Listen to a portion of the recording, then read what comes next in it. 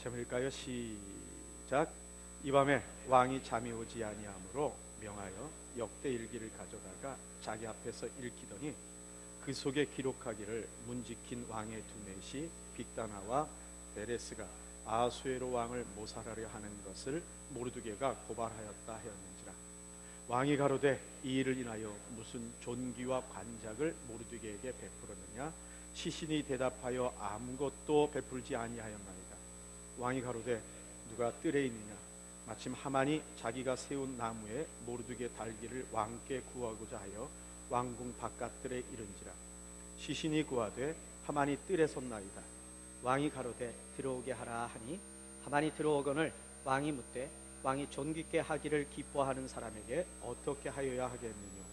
하만이 심중에 이르되 왕이 존귀케 하기를 기뻐하시는 자는 나 외에 누구리요 하고 왕께 아뢰되 왕께서 사람을 존귀케 하시려면 왕의 입으시는 왕복과 왕의 타시는 말과 머리에 쓰시는 왕관을 취하고 그 왕복과 말을 왕의 방백 중 가장 존귀한 자의 손을 붙여 왕이 존귀케 하시기를 기뻐하시는 사람에게 옷을 입히고 말을 태워서 성중거리로 다니며 그 앞에서 반포하여 이르기를 왕이 존귀케 하기를 기뻐하시는 사람에게는 이같이 할 것이라 하게 하소서. 이에 왕이 하만에게 이르되 너는 내 말대로 속히 왕복과 말을 취하여 대궐문에 앉은 유다 사람 모르드게에게 행하되 무릇 내가 말한 것에서 조금도 빠짐이 없이 하라. 하만이 왕복과 말을 취하여 모르드게에게 옷을 입히고 말을 태워 성중거리로 다니며 그 앞에서 반포하되 왕이 존귀케 하시기를 기뻐하시는 사람에게는 이같이 할 것이라 하니라. 모르드게는 다시 대궐문으로 돌아오고 하만은 번뇌하여 머리를 싸고 급히 집으로 돌아와서. 지난번 에스더서 6장 1절부터 14절 말씀을 끝내고 7장으로 넘어가기 바로 전에 그 말씀 속에 한 가지 자꾸만 마음에 들어오는 그 내용이 있어서 이 구절이 꼭 우리 성도들과 한번 나누고 갔으면 좋겠다, 이 부분을 하는 마음의 소원이 있어서 오늘 어떻게 보면 전체 흐름에서 한 가지 딱 꺼내서 여러분과 시효하고 싶은 그런 내용입니다. 제가 우리 교회에서 벌써 16년째 사역하고 있다 보니까 제 삶에 관한 이야기를 너무 성도들이 많이 알아서 이건 예전에 했던 얘기인지 안 했는지 구분이 안 가는 것들이 많이 있습니다. 그러나 처음이라고 생각하고 들어주십시오. 1984년 1월 달에 저는 군대에 있었어요. 그래서 군에서 군종병을 하고 있었어요. 그러니까 군에서 교회 일을 담당하는 병사의 일을 하고 있었는데 제가 맡고 있는 이 교회 건물에, 이 부대 안에 있는 건물에 난로가, 석유 난로가 있었어요. 군대에서 뭐라 그러는 DFT를 쓰는 지금 말하는 디젤 같은 것을 쓰는 그런 난로였어요. 근데 이게 말썽을 자꾸만 부려요. 예배 도중에 연기가 안으로 들어오기도 하고, 그리고 또 그 난로가 구멍이 나가지고 오일이 자꾸 새요. 새서는 갑자기 어느 순간 예배 드리다가 설교하고 있는데 불이 퍽 붙어가지고, 그래가지고 아주 난감한 모습들 보고, 그래서 막 모래를 그 주변에다 많이 쌓아놨거든요.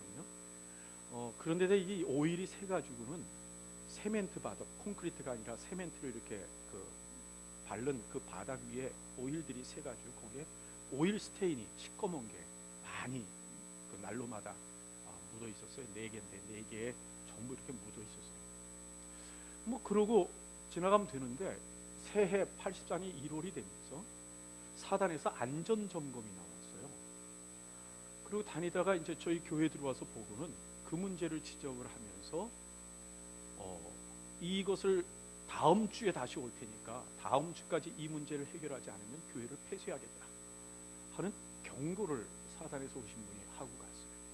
그 때문에 이제 지휘관들이 걱정을 하고, 아니 교회가 이래서 어떡하느냐, 하나님을 섬기는 교회가 이런 일에 안전 문제에 걸려서 어떡하느냐, 그러고 이제 얘기를 하시는 것들은 제 마음에 무척 짐이 많이 됐었어요.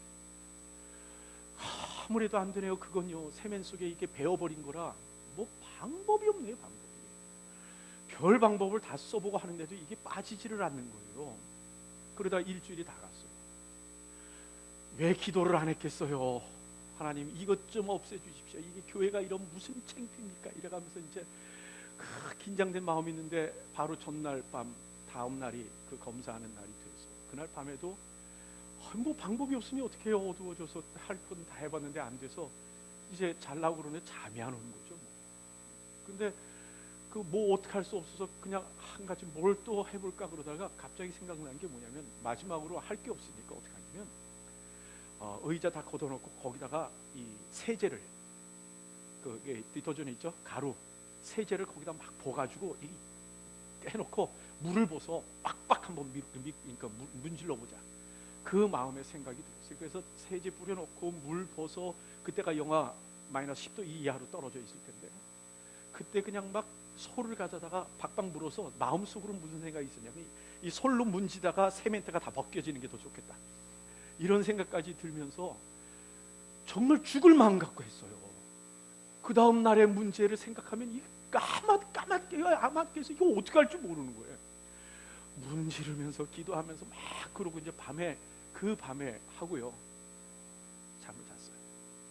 새벽에 새벽 기도하러 나와서 그 앉아 있는데 불빛에 이렇게 보니까 좀 지워진 것 같아. 뭔가 이렇게 좀 지워진 것 같아서 소망을 갖고 이제 또 들어가서 이따가 날이 밝아서 다시 나와서 보니까 진짜 없어졌어. 깨끗해진 거예요. 싹 깨끗해졌더라고요. 얼마나 기쁘겠어요. 깨끗해지고. 그러고 보니까 그 다음엔 이 깨끗해진 위로 사람이 와서 빨리 점검받기를 원해서 이제는 사단에서 오는 사람을 기다렸어요. 마음 기다렸는데 그분들이 와서 보더니 깨끗해진 것 때문에 바닥에 동그라미를 쳤고 패스를 했고 그 다음에 난로를 폈는데 그때 따라 난로가 너무 잘 펴지는 거예요. 탁 피는데 그냥 연기 하나 안쪽으로 들어오지 않고 쫙쫙 잘 나가더라. 그래서 모든 거 패스하고 딱 끝났어요.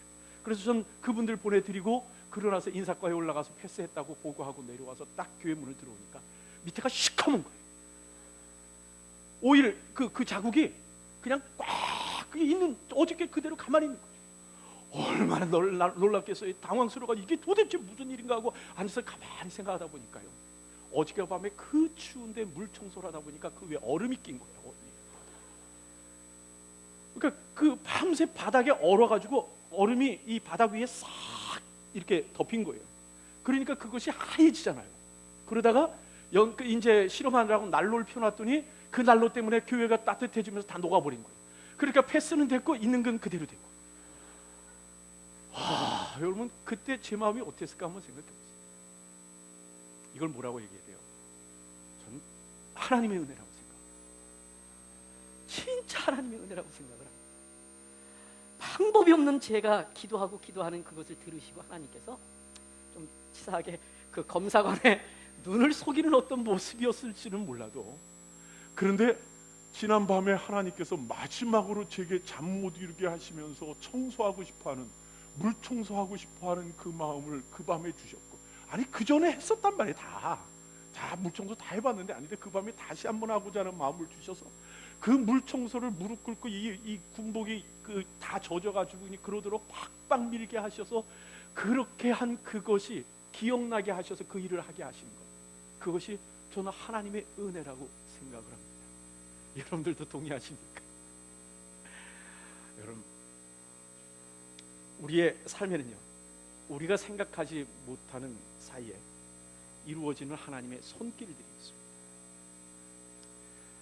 많은 경우에는요 하나님이 무엇을 하시는 은혜를 베푸시는 그 일들을 하나님이 되시는 그 손길의 일들을 사람들은 전혀 알지 못하고 그냥 일상의 일로 지나가 버리고 하나님께서 모든 것을 합력하여 선을 이루시는 하나님의 손길이 있음에도 불구하고 우리는 그것을 깨닫지 못할 때가 많은 거예요. 아니 어떤 사람들은요 하나님이 일을 이루시는 도중에 깨닫는 사람이 있을 거예요. 그 순간에 하나님이 함께 하시는 걸 발견하는 사람도 있을 것이고 어떤 사람은 그때는 몰랐다가 끝나고 돌아서서 조금 생각해 보니까 그것이 하나님이 함께 하셨다는 것을 알 경우도 있고 어떤 사람은 수십 년이 지날 때까지 그게 하나님이 하셨다는 걸 전혀 모르고 그냥 지나가는 사람 아니 아예 잊어버린 사람들이 있을 수 있습니다.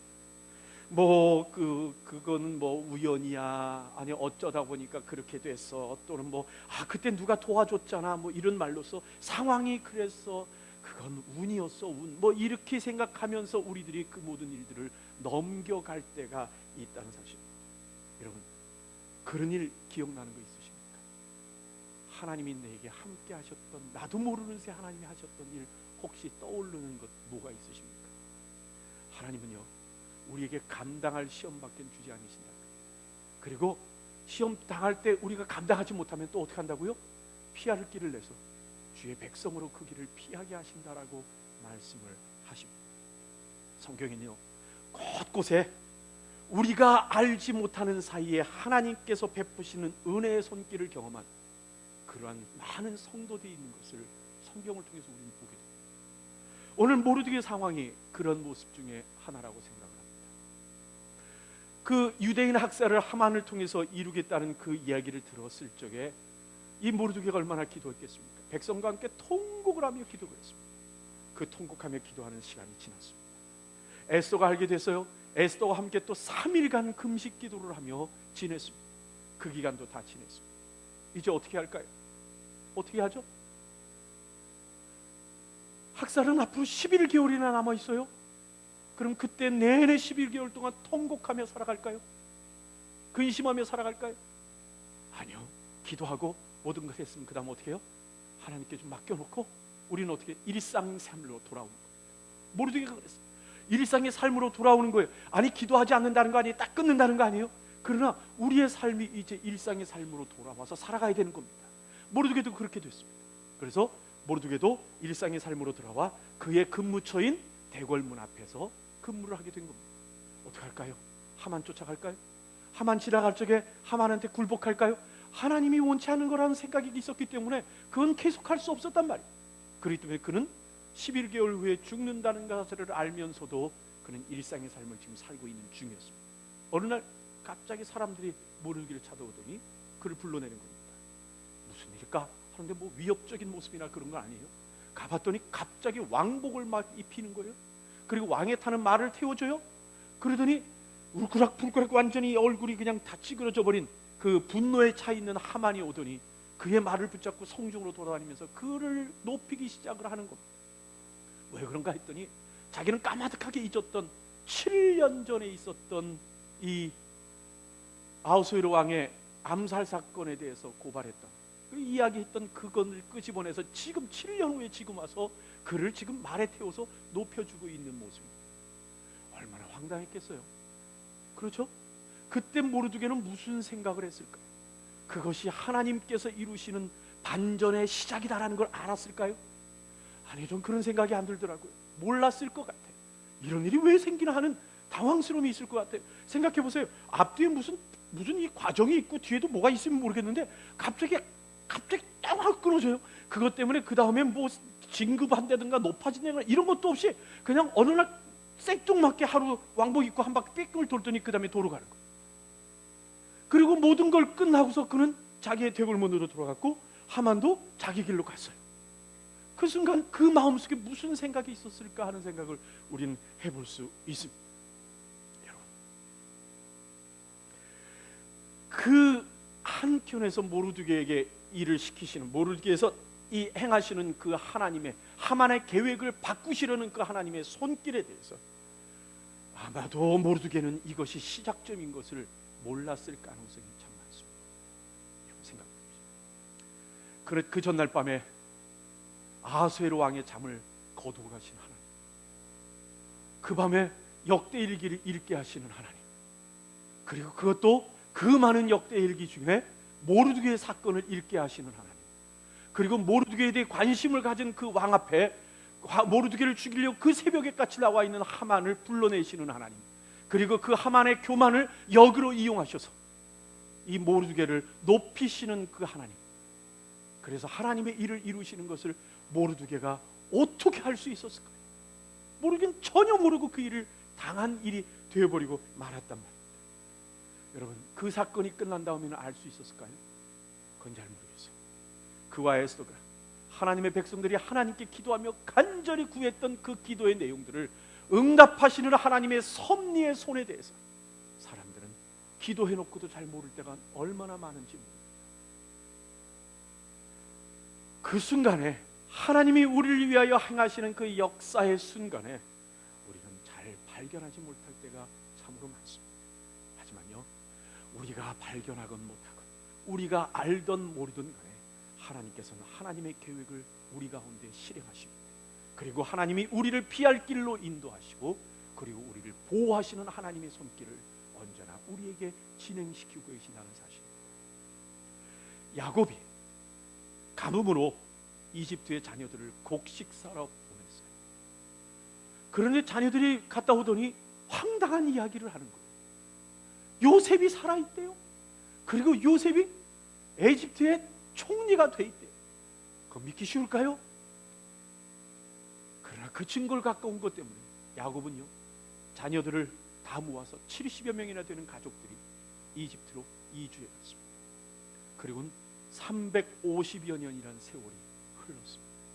하나님은 하나님이 이스라엘 백성들을 이집트로부터 구원할 때를 기다리셨고 그때가 됐기에 하나님은 구원의 계획을 지금부터 실행하시는 겁니다. 그런데 하나님께서 이미 아브라함을 통해서 그 약속 430년의 세월 후에 너희를 끄집어내리라고 하신 약속을 하셨음에도 불구하고 이스라엘 백성 중에는 아무도 그것을 기억하는 사람, 머릿속에 두고 있는 사람이 없었을 때입니다. 그때 레위 자손 중에 한 가족에 아이가 하나 태어나게 됐습니다. 그 어머니 이름은 요게벳입니다. 그때 이스라엘 백성들이 워낙 다산을 하면서 아이를 많이 낳으면서 아들들을 낳아야 되니까, 그러니까 이집트 왕이 그것을 걱정해서 아들을 낳는 족족이 나일강에 갖다 버려라, 죽여라라고 명령을 내렸습니다. 이 요게벳이 아이를 낳는데 너무나 준수한 거예요. 그러지 않은 아이가 어디 있어요? 태어났을 때 모든 부모의 교차 너무가 준수한 거예요. 그래서 이 아이를 버리지 않으려고 감춰뒀어요. 3개월간을 버텼는데도 그 마음의 소원과는 달리 감출 방법이 없는 거예요. 그래서 할 수 없이 정말 찢어지는 마음을 가지고 갈대 상자를 만들어서 아이를 거기다 넣고 나일강에 띄웠어요. 그리고 못 믿어서 이 누나인 미리암이 그 나일강에 이 갈대 상자를 쫓아가는 거예요. 근데 갈대 상자가 파도 속에 흔들리며 가더니 이게 이집트의 파라오의 궁전으로 들어가 버린 거예요. 그러더니 그 순간에 공주가 나와서 그 상자를 발견하게 됩니다. 그 안에 아이가 있는 걸 보더니 이 아이가 히브리인 아이라는 사실을 알았습니다. 그때 미리암이 나와서 그 공주에게 유모를 소개해 주겠다고 하고는 그 엄마를 소개해 줬어요. 그 엄마는 자기 아들을 돈 받으며 키우는 놀라운 일이 이루어집니다. 그리고 그 어머니는요, 그 어머니가 누구냐면요, 그 후에 이집트의 역사상에 유명한 그 어린 조카인 투트모스의 3세를 대신해서 정확한 연소로는 14년간을 통일 이집트를 통치했던 하셉슈트라는 여왕입니다. 그 여인에 의해서 건져져서 그 여인은 물에서 건졌다는 것 때문에 그 이름을 모세라고 정했고, 그리고 그 모세는 바로의 공주의 집에서 공주에 의해서 길을 이루는 바로의 궁전에서 살아난 그런 아이가 되었습니다. 여러분, 이 모세의 탄생의 사건을 보면서 이것을 결코 우연이라고 우리는 말할 수 없습니다.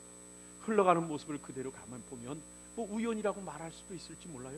사건이 끊어서 말하면 그렇게 우리는 고집을 피울 수도 있을 것 같아요. 그 동네에 아이가 한두 명 낳겠어요? 아니 감추는 사람이 한두 명이었겠어요? 어느 부모가 자기 아이 준수하다고 안 그러겠어요? 목소리 큰 애가 한둘이에요? 그러면서 갈 때 우리가 그래서 할 수 없이 버렸겠죠. 그러다 보면 이것저것 한참 버리다 보면 하나쯤은 공중의 왕국으로 들어갈 수 있지 않겠어요? 그 순간에 어쩌다 보니까 공주가 나온 거죠. 그러고 나서 그 아이를 본 거 아니에요? 그러다 보니까 애가 이쁘게 생기니까 갑자기 공주의 마음에 동정심이 생겨서 이 아이 하나 키워볼까? 나는 아이도 없는데 하는 생각이 들었다는 거, 그게 뭐가 문제가 되겠어요? 당연히 그럴 수도 있는 거죠. 라고 말하는 그 말을 우리는 받아들일 수 없는 거예요. 그 아이에게 있어서 하나님의 섭리를 우리는 보게 돼요. 생각해 보십시오. 요게벳이나 미리암이 그 아이를 강가에 내려둘 때 하나님께서 그 아이를 보호하실 거라는 생각을 상상했겠어요? 그것이 슬슬 하더니 왕궁으로 들어가는 걸 보면서 하나님이 하셨구나라고 생각이나 했겠어요? 공주가 발견될 적에 공주가 그것을 발견하는 것 때문에 기뻐했겠어요? 아니면 마음에 걱정이 생겼겠어요? 당연히 걸렸으면 들켰구나, 이제 끝났구나, 얘는 죽는구나라고 생각하는 마음이 먼저 들었을 거란 말입니다. 그럼에도 불구하고 하나님께서 그 모세를 준비시키는 그것을 우리는 보게 되는 겁니다. 모세의 그 큰 사역을 위하여 하나님의 섭리의 손길을 우리는 그의 흐름을 전체를 보면서 우리는 발견하게 됩니다. 우연히 어쩌다가 상황이 그래서 공교롭게 등등의 수많은 이야기 말로써 우리가 넘길 수 없는 하나님의 행하시는 은밀한 손을 우리는 이 사건을 통해서 보게 되는 겁니다. 모세를 이스라엘을 에집트로부터 구원하시려고 위대한 지도자로 기르시기를 원하시는 하나님이 그 안에서 가르치시고 준비시키는 하나님의 계획의 과정입니다. 모세도 자라면서 몰랐을 것이고 요게벳도 몰랐을 것이고 미리암도 몰랐을지 모르지만, 그러나 이미 그 사건을 알고 있는 우리들은 그것이 하나님의 섭리였던 것을 우리는 인정할 수 있는 겁니다. 사무엘상 24장에 가면 이스라엘의 두 번째 왕인 다윗이 아직 왕이 되었지 않았을 때 한 사건이 기록되어 있습니다. 첫 번째 왕인 사울에게 쫓겨다닐 때 이 갈 데가 없어서 도망가다가 엔게디라는 광야에 가서 숨어 있었던 사건을 하나 기록합니다. 엔게디 사막은요, 사암으로 가득 차 있는 이 모래로 쌓여 있는 절벽 위에 산에 있는 그러한 광야입니다. 거기는요, 푸른 풀이라고는 존재하지 않는 그런 곳이기도 합니다. 거기엔요, 수많은 사암으로 만들어져 이 절벽이다 보니까 이 빗물에 모래가 패여서 만들어진 동굴들이 얼마나 많은지 모릅니다. 사진 하나 좀 보시겠어요? 그냥 이렇게 생긴 지역입니다. 이렇게 생긴데 여기저기 빗물로 위가 뚫리고 옆이 뚫려가지고 주저앉은 동굴들이 곳곳에 수도 없이 많이 있는 것이 바로 그 모습입니다. 그런데 그 동굴 안으로 이 다윗과 다윗의 부하들이 숨어들었습니다. 여러분, 동굴로 숨어들었다는 얘기는 뭘 오라는 겁니까? 들키지 않겠다는 겁니다. 그런데 그 널려있는 많은 동굴 중에 왜 꼭 자기가 숨어있는 동굴 앞에 사울이 와서 군대가 진쳐버리는 겁니다. 그리고는 사울이 그 동굴로 들어왔습니다. 그리고 뭐 했다고요?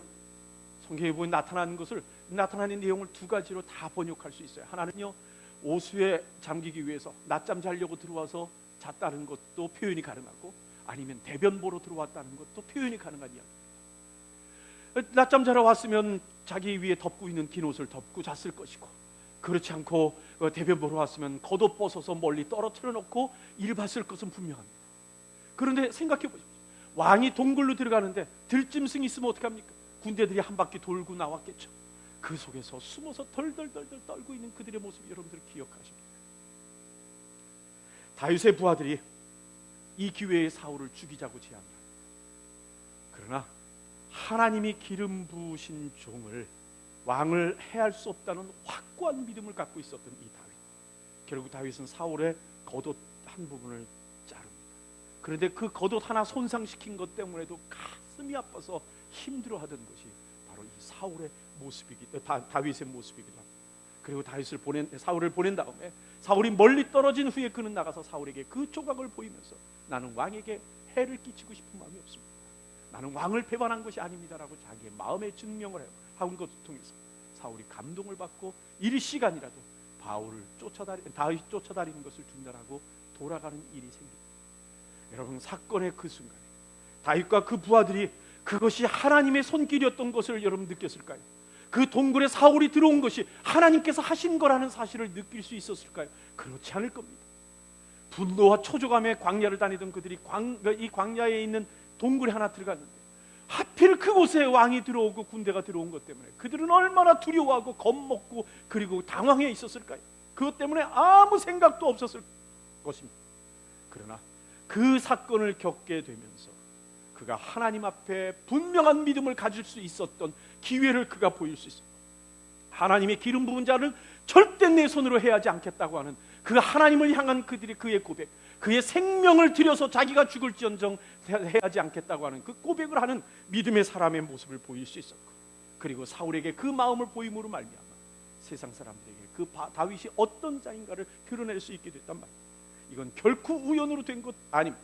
하나님의 손길입니다. 다윗을 보호하시고요, 순결하고 깨끗한 믿음의 왕으로 세우기를 원하셨고, 그리고 하나님과 자신과 사이에 분명한 믿음으로 서기를 원하는 그 고백이 있기를 원하셨고, 그리고 모든 이들 앞에 다윗의 마음을 증명시키고, 훗날 그가 왕이 됐을 때 그 모습 때문에 사람들을 품을 수 있었고 사람들이 몰려들 수 있었던 그 모든 것을 이루시려는 하나님의 손길이었단 말이에요.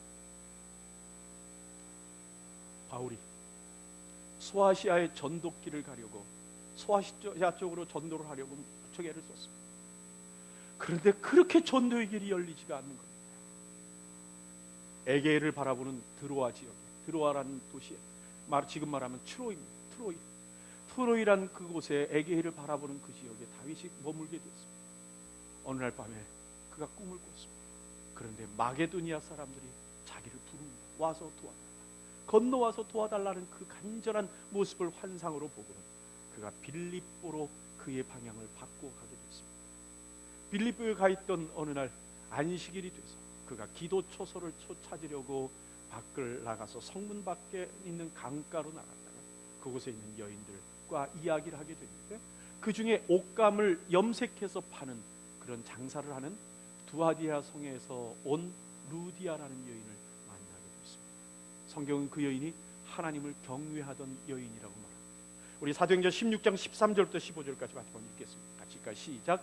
안식일에 우리가 기도자가 있는가 하여 문 밖 강가에 나가 거기 앉아서 모인 여자들에게 말하되, 두아디라 성의 자주장사로서 하나님을 공경하는 루디아라 한 여자를 주께서 그 마음을 들어 바울의 말을 청종하게 하신지라. 저가 그 집이 다 세례를 받고 우리에게 청하여 가로되 만일 나를 주 믿는 자로 알거든 내 입에 들어와 유하라, 강건하여 있게 하냐. 예, 14절 말씀해 보니까 주께서 그 마음을 열어서 바울의 말을 청종하게 하셔서 그가 예수 믿게 하셨다라고 말씀하십니다. 그 여인은 세례를 받고 그리스도인이 됐습니다. 그리고 바울을 자신의 집으로 들여서 그곳에 거하게 하면서 그곳에서 빌립보에 복음을 전하는 일을 할 수 있는 아지트가 되게 했습니다. 바울이 감옥에 잡혀 들어갔습니다. 고통을 많이 겪었습니다. 하나님의 은혜로 벗어나게 됐습니다. 그 감옥에 나온 그 바울은 첫 번째 한 것이 바로 이 루디아의 집으로 다시 돌아와서 그곳에서 하나님의 자녀들을, 하나님의 백성들을 만나고 빌립보를 떠나는 일을 하게 됩니다. 어쩌면 이미 루디아의 집에는 교회가 세워졌는지 모릅니다. 우리는 역사적으로 빌립보 지역의 교회의 가장 처음을 루디아의 집이었다는 것에 대해서는 조금도 의심하지 않습니다. 바울이 기도 초소를 찾아 강가로 갔을 때 우연하게 강가로 가게 됐고, 우연하게 여인들을 만나 얘기하게 됐고, 우연하게 그 가운데 있는 루디아를 만나게 됐고, 복음을 전하다 보니까 우연하게 그 여인이 믿게 됐더라라고 우리는 생각하지 않습니다. 그 가운데 그 흐름은 자연스러워 보일지 모르지만 하나님의 손길이 개입됐다는 사실을 우리는 아는 겁니다. 루디아의 마음을 여신 분이 하나님이라고 성경은 말씀하고 있기 때문에 이렇게 바울이 빌립보에 교회 하나 세우는 그 일에도 하나님의 사람을 만나는 일에 겉으로 보기에는 자연스러워 보이지만 하나님께서 준비하시고 이루시는 하나님의 은밀한 손길이 있었던 것을 우리는 보게 됩니다. 단편적인 흐름으로 볼 땐 있을 수 있는 일처럼 보이지만 그러나 자세히 살펴보면 하나님의 은혜의 손길이 거기에 있는 겁니다. 말씀을 맺습니다. 오늘 이렇듯 우리는요, 모르드게의 사건, 모세의 사건, 그리고 다윗과 바울의 삶 속에 있었던 사건을 통해서 하나님의 함께 하심의 모습을 우리는 보았습니다. 우리가 느껴지는 것은 어떤 것이라고 생각하십니까? 우리의 삶 가운데 우리도 모르는 사이에 인도하시는 하나님의 손길을 여러분들은 발견하십니까? 그런 사건이 이 설교를 들으며 머릿속에 떠오르는 일들이 있으십니까? 마치 우연찮게 어쩌다가 상황이 그래서 라고 말할 수 있는 그 일조차도 실제로는 하나님의 인도하심이라는 사실을 우리가 깨닫기를 원합니다.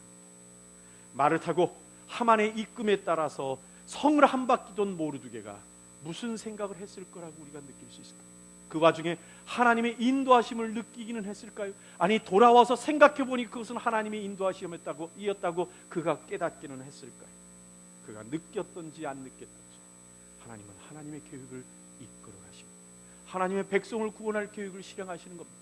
그래서요, 이 모르드게가 말 타고 성을 도는 동안에, 성을 돌고 있는 그 중간에 한쪽에서는 에스더는 왕과 하만을 초청하여 그 마음속에 있는 소원을 이야기할 잔치를 계획하고 준비하는 일들이 이루어지고 있었던 겁니다. 에스더도 지금 모르드게가 말 타고 다니는 걸 몰랐을지도 모르고, 모르드게도 에스더가 지금 뭐 하고 있는지는 모르고 있을지 모르지만, 그러나 하나님의 일이, 하나님의 은밀한 손길이 양쪽에 움직이고 있었다는 사실은 우리는 깨달을 수 있게 됩니다. 여러분, 내 삶에 하나님께서 함께 하시고 나에게 일어나는 일들 속에 하나님께서 하나님의 손을 우리에게 보내주고 계신다는 사실을 발견하는 사람은 그 인생에 큰 유익을 얻습니다. 뭘 얻을까요? 모든 일에 두려움이 없어집니다. 그래서 우리가 어려운 일을 겪고 어떤 일을 당할 적에 그것 때문에 엉뚱한 선택이나 잘못된 길로 발을 들여놓지 않습니다. 예를 들어서 모르드게가 그러고 돌아왔습니다. 생각해보니까 이번 길로 하만하고 서로 관계를 열 수 있을 것 같아요. 그래서 하만이 자기에게 그랬으니까 하만을 찾아가는 겁니다. 접니다. 아까 그랬던 접니다. 하만 장군, 하만이요, 나하고 문제를 해결합시다. 내가 잘못했습니다. 그러니까 우리 이 문제를 해결해서 좋게 갔으면 어떻습니까? 용서해 주십시오라고 말할지도 모릅니다. 아니면 그가 왕으로부터 인정을 받았으니까 드디어 왕이 내 이름을 알았구나 하고는 왕의 고관들을 찾아다니면서 제가 모르드게입니다. 그때 사건의 모르드게입니다. 오늘 왕한테 이런 은혜를 입었는데 이번 일을 저희가 억울하게 당했습니다. 그러니 이 문제 좀 도와주십시오라고 쫓아다닐 수도 있었을지도 모릅니다. 아니면 아무렇지도 않더라도 그런 대궐문으로 돌아와서 자기와 함께 있는 사람들에게 우쭐대면서 내가 오늘 무슨 일이 있었는 줄 알아? 왕이 나를 불러서 말이야, 왕의 말을 타고 내가 돌아다녔다고 봤지 라고 하면 울줄대며 교만해질 수도 있을지도 모릅니다. 그러나 내 삶에 함께 하시는 하나님의 손길을 발견하는 사람은 그 인생을 다르게 삽니다. 생각도 달리하고요, 행동도 달리하고, 섬김과 말도 다릅니다. 그는 재물을 사용하는 방법도 다를 수밖에 없고, 자기의 인생을 준비하는, 미래를 준비하는 과정도 다르고, 그리고 자기의 직장에 대한 지금의 마음에 갖는 태도도 다를 수밖에 없고, 그리고 자기 인생을 바라보는 자존감이나 가치도, 평가가 다를 수밖에 없습니다. 그리고 내게 좋은 일이 올 때도, 내게 고난이 오고 나쁜 일이 올 때도 그 일들을 대하는 태도가 다른 사람과는 다를 수밖에 없다는 사실을 우리는 분명히 압니다. 왜냐하면 이미 내 가운데서, 내 삶 가운데서 행하시는 하나님의 특별한 손을 알고 있고, 그리고 그 손이 함께 한다는 사실을 믿고 있기 때문에 그러합니다. 여러분, 내 삶에 함께 하시며 우리 이끄시는 하나님을 발견하는 것은 우리의 인생을 더없이 풍성하게 만든다는 사실을 잊지 않기를 바랍니다. 그렇기 때문에 우리가 하나님께 기도할 제목 있고 노력해야 될 것이 있습니다. 뭐냐면, 하나님, 내가 믿음의 눈을 넓게 여는 은혜를 주옵소서 하고 기도해야 할 겁니다. 내가 믿음의 눈을 넓게 열어서 내 주변에서 역사하시고 내 삶에서, 삶 속에서 지금도 역사하고 계시는 하나님을 발견하는 것, 그것이 우리들이 하나님 앞에 해야 될 중요한 일이라는 사실을 잊지 않기를 바랍니다. 자, 한번 따라합시다. 나는 믿음의 눈을 넓게 열어 내 삶을 이끌어 가시는 하나님을 발견하리라. 답죠. 나는 믿음의 눈을 넓게 열어서 내 삶을 이끌어 가시는 하나님을 발견하리라. 옆에 사람에게 얘기하십시오. 믿음의 눈을 넓게 엽시다. 눈이 크게 뜨고 얘기하시죠. 믿음의 눈을 넓게 엽시다. 우리 하나님께 한번 찬양합시다. 찬송가 446장, 오 놀라운 구세주 예수 내 주, 하나님께 찬양합니다.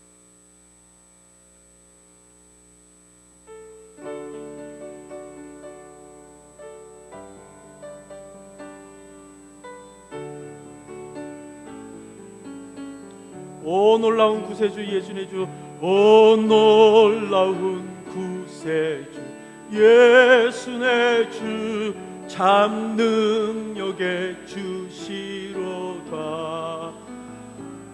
큰 바위 미 샘솟는 그곳으로 내 영혼을 숨기시네. 메마른 땅을 종일 걸어가도 나 피곤치 아니하며, 저 위험한 곳 내가 이를 때면 큰 바위에 숨기시고 주 손으로 거두시네. 오 놀라운 구세주 예수 내 주, 오 놀라운 구세주 예수 내 주, 내 모든 짐 벗기시네. 죄악에서 날 끌어 올리시며 또 나에게 힘 주시네. 아멘. 메마른 땅에 메마른 땅을 종일 걸어가도 나 피곤지 아니하며 저 위험한 곳 내가 이를 때 위험한 곳 내가